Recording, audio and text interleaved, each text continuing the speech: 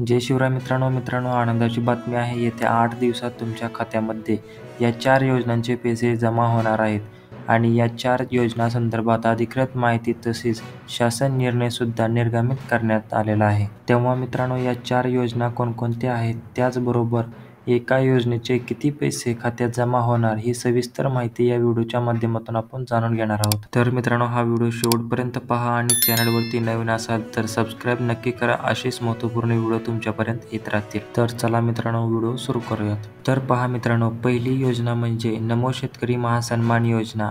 या योजनेचा 6वा हप्ता सध्याचे अर्थसंकल्पीय अधिवेशन सुरू आहे. हे अधिवेशन संपताच राज्यातील जवळपास 94 लाख लाभार्थी शेतकऱ्यांच्या खात्यात डीबीटी मार्फत जमा केले जाणार आहे. तर ज्या शेतकऱ्यांना पीएम किसान योजनेचा 19वा हप्ता मिळाला आहे, त्या सर्व शेतकऱ्यांना नमो शेतकरी योजनेचा 6वा हप्ता मिळणार आहे. त्यानंतर दुसरी योजना आहे संजय गांधी निराधार पेन्शन योजना.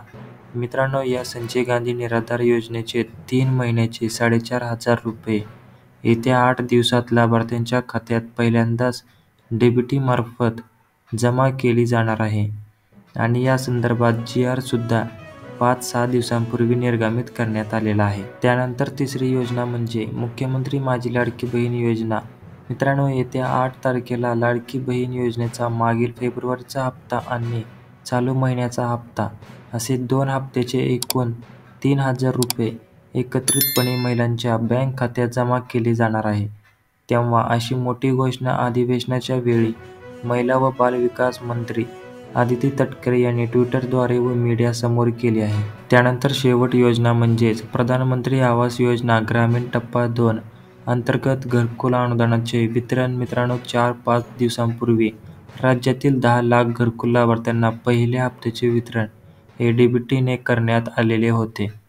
तर आता पुन्हा एकदा 10 लाख घरकुल लाभार्थ्यांना 15,000 रुपयांचा पहिला हप्ता वितरित केला जाणार आहे.